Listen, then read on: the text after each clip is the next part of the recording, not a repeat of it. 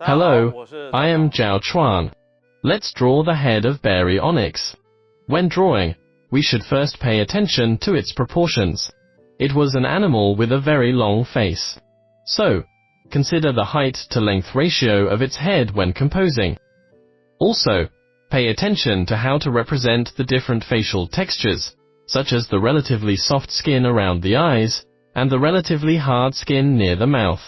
We may use some light and shadow or other textures to depict them. Now, let's get started. Compose the picture first. The left is the snout tip. On the right, we put the eye here and the ear further back. Now, roughly outline its eye socket, and draw the tiny eye in the center. When drawing the pupil, leave a highlight to make the eye look watery.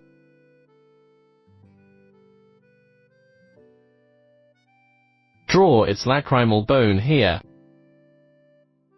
Move forward to draw the ant-orbital fenestra.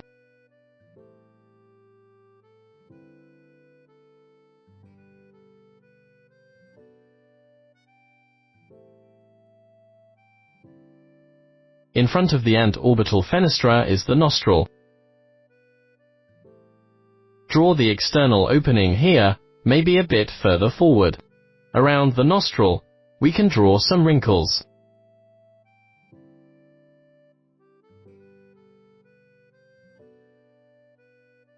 Then, let's draw the front of its mouth, followed by its nasal bone.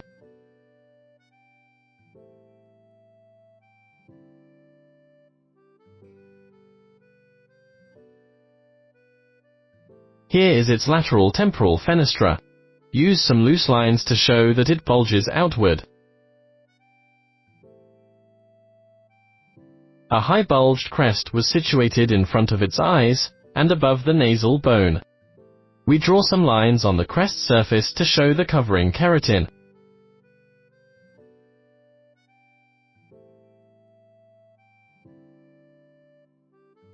Draw a notch in front of the mouth, and the mouth corner extends to this position. Sketch some wrinkles at the articulation of the mouth.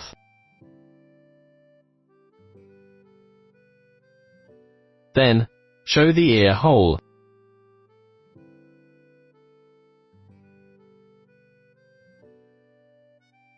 Now, let's draw the mouth muscles in front of the eyes.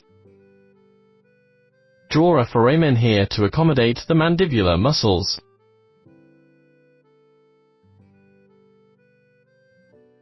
The muscles here should be made to look fuller.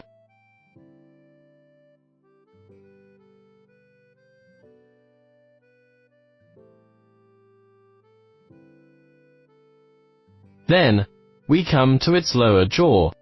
The shape of the upper part of its lower jaw basically coincides with the upper jaw. There was a bulge here, fitting into the notch in the upper jaw. The posterior of the lower jaw was thicker. Then, let's draw the part where its head links to the neck.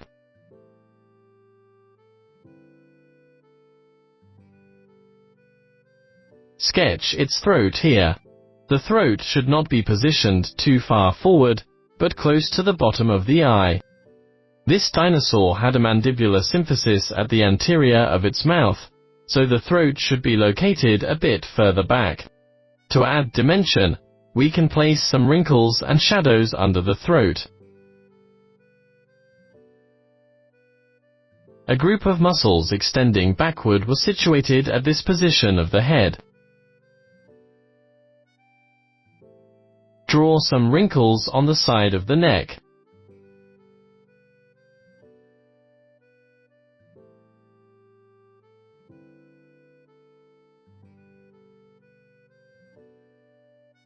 Refine the lower part of the neck.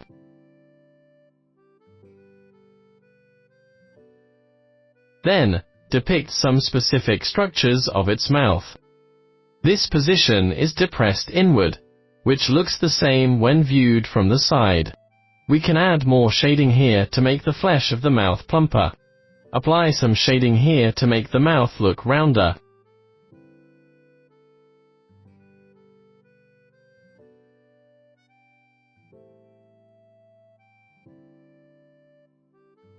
Next, let's draw its teeth.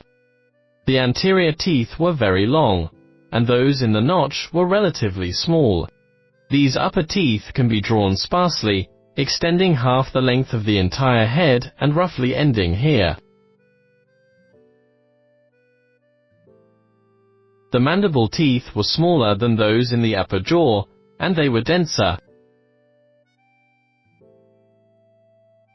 As you move further back, the teeth become smaller and denser.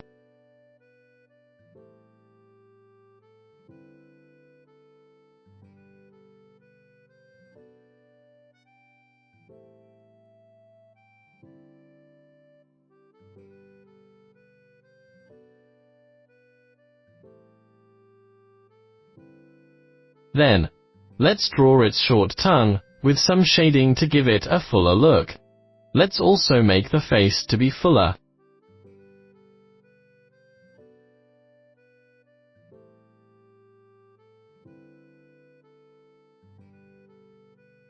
Finally, add more details, such as some larger scales behind the eyes.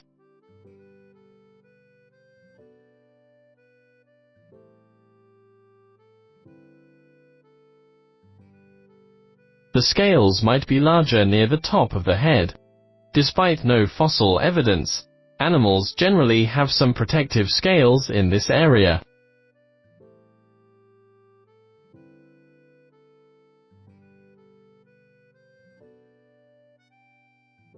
The flesh covering each tooth can be represented like this. There was a large mass of soft tissue at the tooth root, similar to that of a crocodile.